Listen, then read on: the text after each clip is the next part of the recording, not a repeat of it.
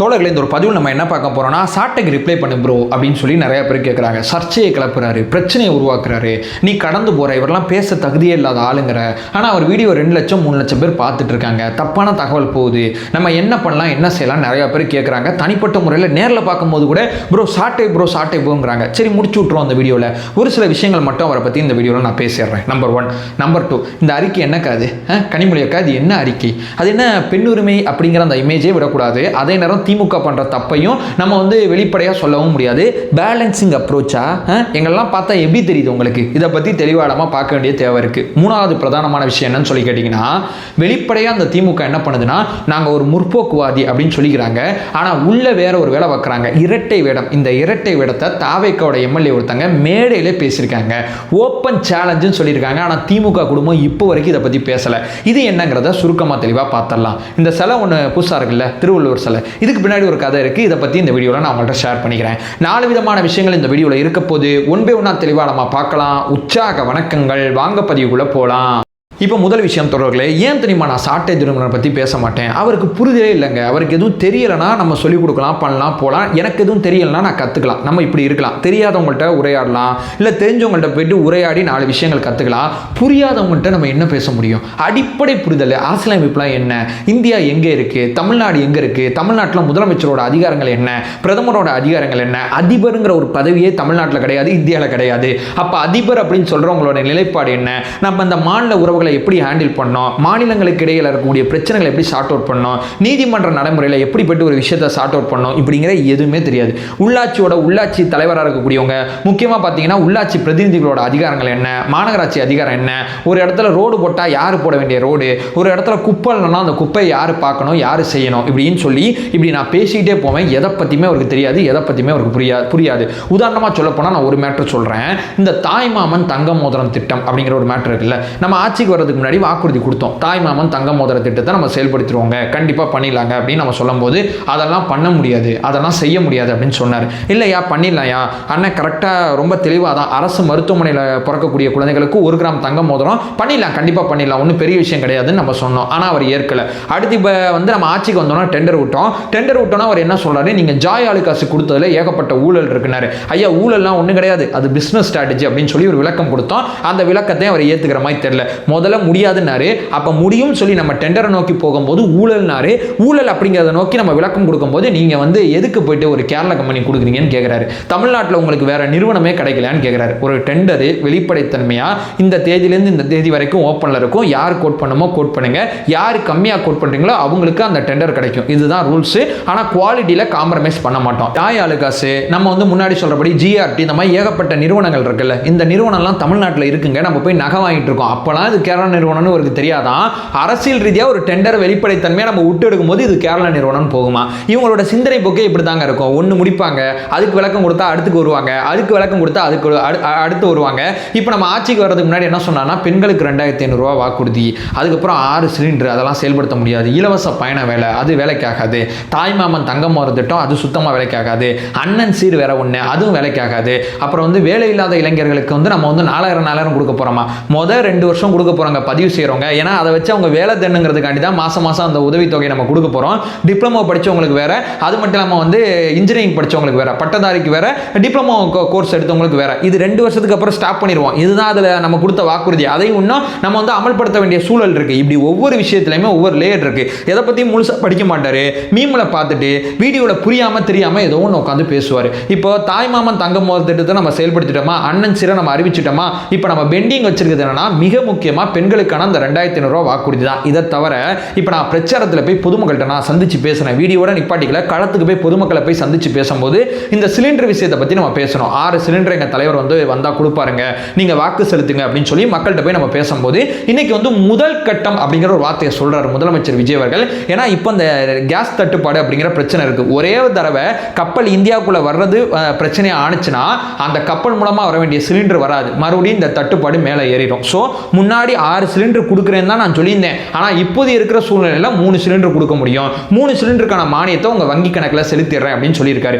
முதல் கட்டம் அப்படிங்கிற வார்த்தையை பதிவு செஞ்சிருக்காரு. நீங்கள் 6 சொன்னீங்க, இப்போ 3 கொடுக்குறீங்க அப்படின்னு சொல்லி சொல்கிறாப்புல. இல்லை செயல்படுத்தவே இல்லைம்பாங்க. இப்போ நம்ம செயல்படுத்தி முதல் ஸ்டெப் இதை பண்ணிடலாமே, பண்ண முடிஞ்சது பண்ணிடலாமே. 6 தான் இப்போ பண்ண முடியாது, சர்வதேச சூழல்லாம் அப்படி இருக்கு, நம்மளுடைய நிதி நிர்வாகம் அப்படி இருக்கு. அப்போ முதல் கட்டமாக உடச்சு 3 கொடுப்போம், அடுத்து நம்ம வந்து எக்ஸ்டெண்ட் பண்ணுவோம், சூழல் விஷயங்கள்லாம் மாறும்போது எக்ஸ்டெண்ட் பண்ணுவோம் அப்படிங்கிற முடிவுக்கு வரும்போது இல்லை இல்லை நீ சொல்லிட்டு மாற்றி சொல்கிற அப்படின்னு சொல்லி சொல்கிறாப்புல. இந்த பெண்களுக்கான இலவச பேருந்தும் வந்து மிக முக்கியமாக முதல் கட்டமாக தான் செயல்படுத்துகிறாங்க, அதுக்கப்புறம் அதே எக்ஸ்டெண்ட் பண்ண போகிறாங்க. இப்படி ஒவ்வொரு முறையும் ஒவ்வொரு விஷயத்தை நம்ம செய்யும் போது முதல் கட்டம் இதில் என்ன சொல்கிறோம், எந்த வார்த்தையை பயன்படுத்துகிறோம் எதையுமே பார்க்க மாட்டார். பார்க்காம அவர் பாட்டு பேசுவார். இவர் உட்காந்து என்ன ரிப்ளை வீடியோ போட சொல்கிறீங்க, புரியாதவங்கள்ட்ட நம்ம என்னங்க பேச முடியும், வேணும்னே பேசுகிறவங்கள்ட்ட நம்ம என்ன பேச முடியும், ஒன்றுமே பேச முடியாது. விஜய் அண்ணா மாதிரி கோட்டு மாற்றிக்கிட்டா விஜய் அண்ணாக்கு எதிராக நான் போய் ஒரு தொகுதியில் நிற்க போகிறேன்னு சொன்னார், தன்னுடைய வாக்குறுதியை அவர் காப்பாற்றலை. ஆனால் விஜய் அண்ணா பரந்தூர் விமான நிலையம் அமையக்கூடாதுன்னு சொன்னாங்க, இன்னைக்கு வந்து பரந்தூர் விமான நிலையம் கைவிடப்படுகிறதுங்கிறத சட்டசபையில் அறிவிச்சிட்டாங்க. அதை கடந்து மிக முக்கியமாக சென்னை விமான நிலையத்தை நம்ம எக்ஸ்டெண்ட் பண்ணணும். நம்ம வளர்ச்சிக்கு எதிரானவங்க கிடையாதுங்க, அதே நேரம் விவசாயிகளுக்கு ஆதரவாளர்கள் அப்படிங்கிற பாயிண்ட் ஆஃப் வியூ இருக்குல்ல, ரெண்டையும் பேலன்சிங் பண்ணி ஆட்சிக்கு வந்த 100 நாளில் ரொம்ப சூப்பரான அப்ரோச் நோக்கி நகர்ந்து போயிட்டு இருக்காரு. இதை பற்றி எதுவுமே அவர் படிக்க மாட்டார், எதுவுமே பார்க்க மாட்டார், வீடியோ போடுவார். நம்ம உட்காந்து விலைக்கு வீடியோ போடுறதா நம்ம வேலை. இந்த கிரெடிபிலிட்டின்னு சொல்லுவாங்கல்ல, அது கொஞ்சம் கொஞ்சமாக குறைய ஆரம்பிக்கும் போது அந்த வீடியோவில் அவரோட ரீச், அவரோட விஷயங்கள் ஒரு சின்ன குழு தான் பார்த்துட்டு இருக்கு. அவர்களாம் அவ்வளோ ரியாக்ட் பண்ண தேவையில்லை தோழர்களே. நம்ம அரசு நிர்வாகத்தில் அரசு பண்ணுற விஷயங்களை ஆவணப்படுத்துறதுல கவனம் செலுத்தினா போதும். இது நான் சொல்ல வர்ற முதல் பாயிண்ட். இப்போ ரெண்டாவது பிரதானமான விஷயம்னா அந்த அறிக்கை. இந்த அறிக்கையில் திமுக எம்எல்ஏ துரை சந்திரசேகர் ஒரு மேடையில் பேசுகிறார். என்ன பேசுகிறாரு, பெண்களை பற்றி மிக கொச்சையாக, குறிப்பாக சொல்லப்போனால் அமைச்சரை பற்றி ரொம்ப கொச்சையாக பேசுகிறாங்க. அமைச்சரை பற்றி என்ன பேசுகிறாங்க, அதாவது ஆட்சிக்கு வந்தோன்னே முதல் எம்எல்ஏங்க அவங்க, முதல் தடவை அமைச்சராக இருக்காங்க, தொழில்துறை அப்படிங்கிற பெரிய டிபார்ட்மெண்ட்டை பார்த்துக்கிறாங்க. இந்த 100 நாட்களுக்குள்ள 1 லட்சம் கோடி முதலீடை ஈர்த்து வந்திருக்காங்க. இந்த 1 லட்சம் கோடி முதலீடை ஈர்த்து வந்ததில் இது இப்படிங்க அது அப்படிங்கன்னு சொல்லி விமர்சனம் வைக்கலாம். நீங்கள் கல்யாணத்தில் போய் பேசுறது கூட நான் தவறாக சொல்கிறேங்க, அது உங்களோட உரிமை, உங்களுக்கு எங்கே மைக் அமைதோ நீங்கள் பேசலாம், மாற்றுக்கிறது கிடையாது. ஆனால் அந்த அமைச்சரை பார்த்து என்ன பேசுறீங்க, 100 நாளில் நீ என்ன தெரி திறந்த அப்படின்னு சொல்லி கேட்குறீங்க. இந்த கீர்த்தனான்னு ஒரு மந்திரி படுத்துகிற படம் பெரிய படம் இருக்கு, நீ செஞ்ச சத்தியமாக நான் பத்து புண்ணா கடுப்பு வர வழி இல்லையா, நம்ம செஞ்சதை அப்போ சொல்கிறோம், நாங்கள் தான் அதை திறந்தோம். ஏன்னா 100 நாளில் என்னடிக்கு திறப்பான்னா அது சொல்கிறான், அவரோட சாதனையெல்லாம் அவ எடுத்துக்கிறான். இந்த பள்ளிக்கல்வி சம்பந்தம் இது என்ன மாதிரி ஒரு வார்த்தை, என்ன மாதிரி ஒரு மனநிலை? நியாயமாக அங்கே வேற ஒரு எதிர்க்கட்சி தலைவர், வேற எந்த ஒரு தலைவர் அங்கே உட்கார்ந்துருந்தாலும் உடனடியாக அவரை நிப்பாட்டி சார் இப்படிலாம் பேசாதீங்க, நீங்கள் பேசுனது தவறு, முதல்ல மன்னிப்பு கேளுங்கன்னு சொல்லுவாங்க. இவர் இதை பேசுகிறாரா, அடுத்த அமைச்சர் ராஜ்மோகன் அவர்களை பற்றி பேசுகிறாங்க, அடுத்து முதலமைச்சர் விஜய் அவர்களை பற்றி வாடா போடான்னு சொல்லி பேசிக்கிட்டு இருக்காங்க. இப்படி கொச்சையாக பேசிட்டு அசம்பிளியில் இவர் என்ன பண்ணுறாரு, நம்ம பேசுவோமா, இது எல்லாமே அசம்பிளியில் நடந்தது தான் இவர் பேசினாரு.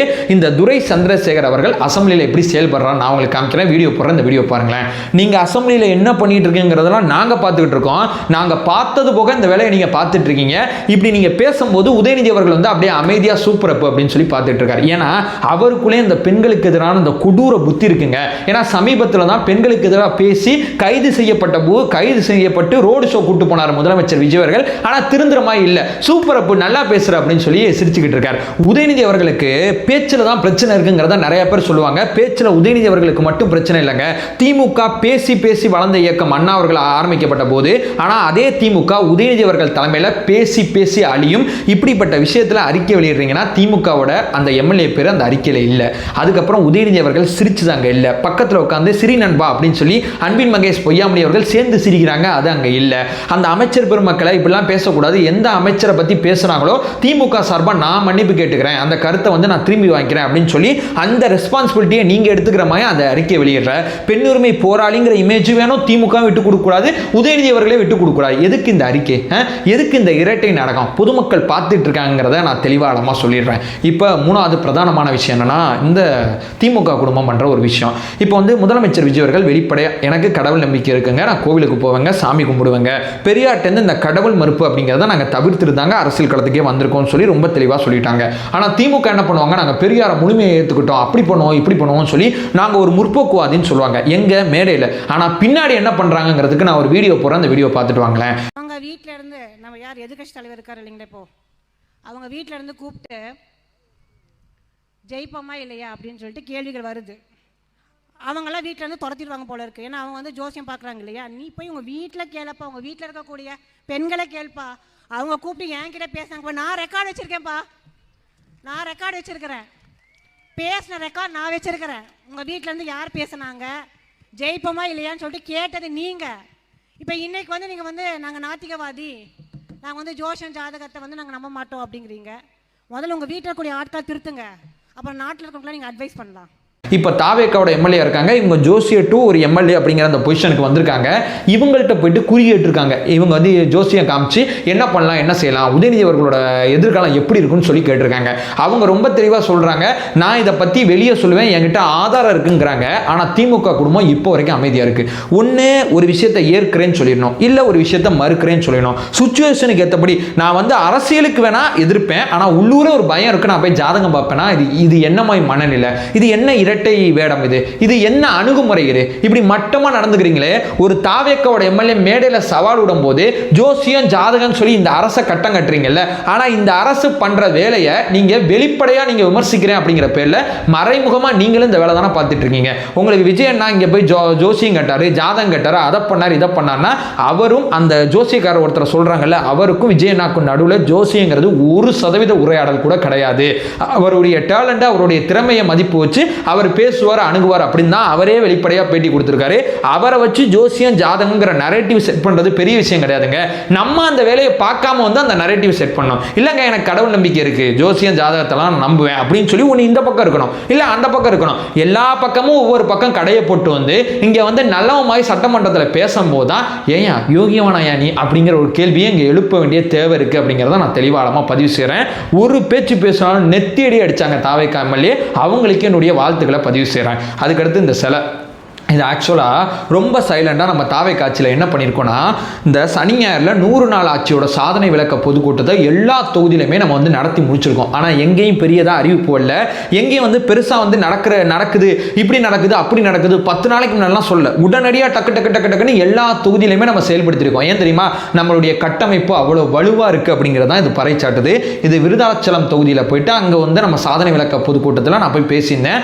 அங்கே இருக்கக்கூடிய பெண்கள், அதாவது மகளிரணி சார்பாக அந்த திருவள்ளூர் சிலையை நீ நல்லா பேசின தம்பி அப்படின்னு சொல்லி கொடுத்தாங்க. நான் மட்டும் இல்லைங்க, நம்ம தாவேக்கால இருக்கக்கூடிய பேச்சாளர்கள், செய்தி தொடர்பாளர்கள் அத்தனை பேருமே ஏகப்பட்ட தொகுதியில் போய் நாங்கள் பேசியிருக்கோம். ஏன் பேசியிருக்கோம்னா, ஏகப்பட்ட தொகுதியில், ஏன்னா நம்ம ஆட்சி 100 நாட்கள் நல்லா நடத்துறது பெரிய விஷயம் கிடையாதுங்க. அந்த நல்லா நடத்துறோங்கிறத நம்ம ஆவணப்படுத்துகிறோம். செயல்படுறாங்கல்ல தலைவர்கள், செயல்படுறாங்கல்ல நம்மளுடைய நிர்வாகிகள், அவங்களுடைய செயல்பாடை நம்ம வந்து ஆவணப்படுத்தி பொதுமக்கள்கிட்ட கொண்டு போனோம், செயல்படணும். அதை வந்து மிக முக்கியமாக வந்து ஆவணப்படுத்தணும். ரெண்டையுமே ஒரு சேர நம்ம நடத்தி கொண்டு போனால் மட்டும்தான் நம்ம ஒரு நல்ல நிர்வாகம் கொடுக்குறோம் அப்படிங்கிறது பொதுமக்களால் உணர்ந்துக்க முடியும். ஆனால் 234 தொகுதியிலையும் பெருசாக இல்லைங்க.